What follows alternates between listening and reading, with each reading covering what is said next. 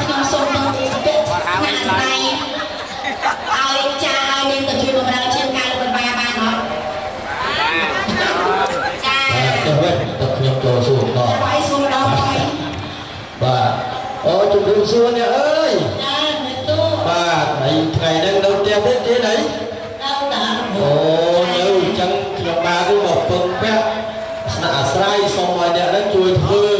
បាទហៅថាបម្រើជើងការជួយលោកបីបាតើបានទេទៀត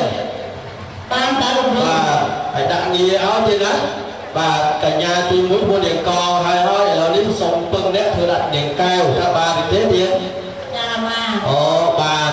អញ្ចឹងអូនចូលសួរបន្តទៀតណាបាទរកខំបានទៀតជំរាបសួរកញ្ញាទី3អើយនាងកែវចាបាទនាងមាសនាងកនាងកែវហើយអូចាច្រឡំជំចាំនាងមាសតនេអត់កូនអូតនេអញ្ចឹងហ្នឹងលោកបានរកមានជួយបម្រើជួយការលោកបានអត់ព្រោះចង់នាងប្រាអើយនាងប្រាបានតនេអត់នាងចាបើតនេលោកបានរកមានជួយបម្រើជួយការលោកបានអូចាបានណាបងអូបានរួចដែរបានណាបង